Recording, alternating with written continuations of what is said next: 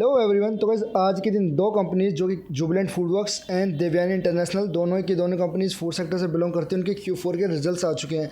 तो रिजल्ट्स को मार्केट के एक्सपेक्टेशन के साथ में डिटेल्ड में एनालिसिस करेंगे। कल के दिन स्टॉक की मूवमेंट कैसी रह सकती है उसको भी डिस्कस करेंगे। तो कंपनी के स्टॉक के अंदर आप लोग देख सकते हैं लगभग 3.5% की तेज़ी देखने को मिली। अगर वहीं बॉटम से बात की जाए जब रिजल्ट्स आए थे तो उसके बाद एक अच्छी खासी तेज़ी हमको लगभग 6% की देखने को मिली।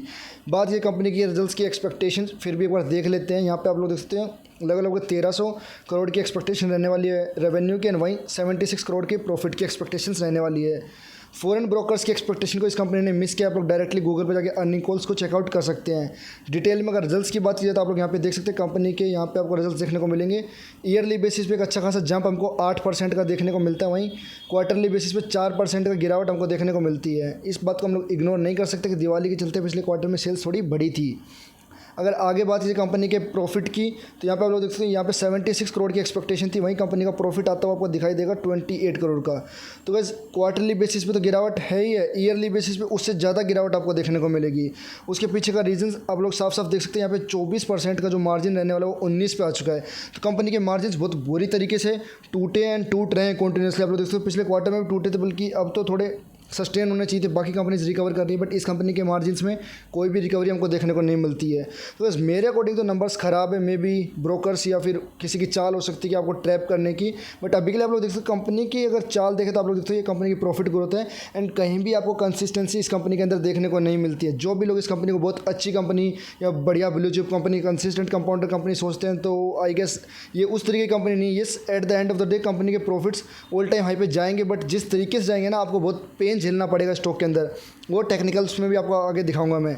अभी के लिए आप लोग देख सकते हो कंपनी के स्टॉक के अंदर वीकनेस बरकरार है। लोअर लोज लगते हुए आपको दिखाई दे रहे थे कंपनी के स्टॉक के अंदर।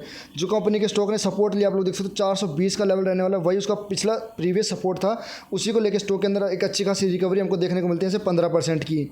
अभी के लिए स्टॉक अपने रेजिस्टेंस के आसपास जाने की कोशिश कर रहे हैं। यहाँ पे अगर आप लोग देख सकते हैं 500 रुपये का कंपनी का रेजिस्टेंस बनता है इन वाले लेवल्स पे।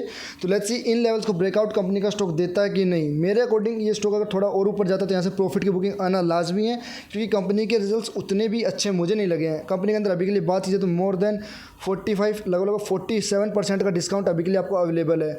तो कंपनी के अंदर यहाँ से थोड़ी बहुत और गिरावट हो सकती है। इससे ज़्यादा गिरावट मेरे ख्याल से नहीं भी होगी, क्योंकि कंपनी अच्छी रहने वाली है। अगर लॉन्ग टर्म के अकॉर्डिंग देखा जाए तो मार्जिन्स एंड ऑल के चलते वीकनेस आई है, बट कंपनी हर बार एक ही पॉइंट को लेकर अपने आप को डिफेंड नहीं कर सकती कि हमारे मार्जिन्स खराब हो रहे हैं।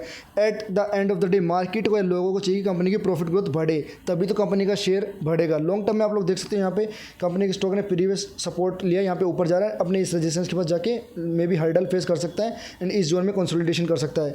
लॉन्ग टर्म के अंदर आप कंपनी की चाल को देखते हो तो आप लोग देखते हो इस वाले गोले में कितनी भयंकर गिरावट आई थी, फिर गिरावट आई थी, अब एक और बड़ी गिरावट देखने को मिली। तो लॉन्ग टर्म का चार्ट के अंदर भी आपको इनकन्सिस्टेंसी देखने को मिली, जैसे कि इसके प्रॉफिट के अंदर है।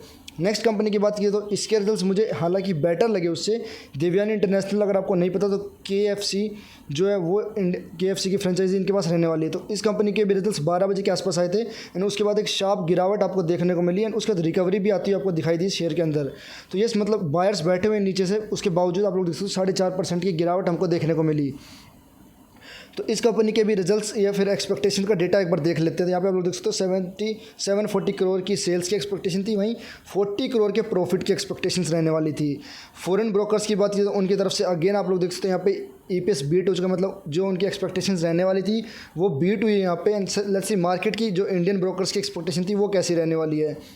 तो अगर आपने देखा हो तो 39 करोड़ के प्रॉफिट की एक्सपेक्टेशन थी, जो कि बढ़ के 60 करोड़ हो चुका है। तो यहाँ पे साफ साफ आप लोग देख सकते हैं यहाँ पे बीट क्या है प्रॉफिट को। यहाँ पे कंपनी ने अगर ईयरली बेसिस पर डिप हमको फिर भी देखने को मिलेगा, क्वार्टरली वो रीज़न रहने वाला है यहाँ पे EPS। ये एवरीवन नोज़ अबाउट दिस कि भाई अर्निंग या फिर EPS जो मार्जिन कंपनी के रहने वाले हैं। तो कंपनी के मार्जिन तो लाइक अगर बात की जाए तो जुबिलेंट के भी गिरे हैं, इसके भी गिरे हैं, उतने ही मार्जिन गिरे। आप लोग देख सकते हैं यहाँ पे 19% के आसपास जुबिलेंट के थे एंड 19% के आसपास इसी कंपनी का आ चुके हैं। तो सेम सेक्टर सेम फील्ड में दोनों कंपनी बिलोंग करती है। मार्जिन इसके भी खराब हो, उसके बावजूद अगर मार्केट के एक्सपेक्टेशंस को देखेंगे तो आप लोग इसने बीट किया यहाँ पे प्रॉफिट में। वहीं सेल्स की अगर बात की जाए तो सेल्स का डेटा आप लोग यहाँ पे देख सकते हो 740 करोड़ की एक्सपेक्टेशन थी और वहीं कंपनी की सेल्स 750 करोड़ हो चुकी है। तो सेल्स काफ़ी अच्छी खासी इंक्रीमेंट आपको देखने को मिलेगा ईयरली बेसिस पे, क्वार्टरली बेसिस पे बेशक डिप देखने को मिलेगा। तो कंपनी की सेल्स अच्छी खासी मार्जिन से बढ़ी है। अगर बात की जाए तो जुबिलेंट फूडवर्क्स के साथ आप लोग कंपेयर कर सकते हैं कंपनी के रिजल्ट्स, मुझे तो उससे अच्छे लगे। बाय द वे मुझे ही दोनों ही कंपनी में उतना खासा इंटरेस्ट नहीं है, क्योंकि इससे और अच्छी कंपनीज़ मुझे इस सेक्टर में अवेलेबल है। अगर बात की दोनों ही कंपनी के प्रॉफिट की ग्रोथ में इनकन्सिस्टेंसी है। अगर बात की इस कंपनी के शेयर की, तो कंपनी का ये ऑल टाइम हाई है लगभग अगर बात की जाए तो 220-230 के आसपास का। तो वहाँ से कंपनी के स्टॉक में हैवी डिस्काउंट हमको अवेलेबल था। बट पिछले कुछ टाइम में हमको कंपनी के अंदर एक अच्छी खासी शूटअप या रिकवरी देखने को मिली, जो कि लगभग 25% की थी।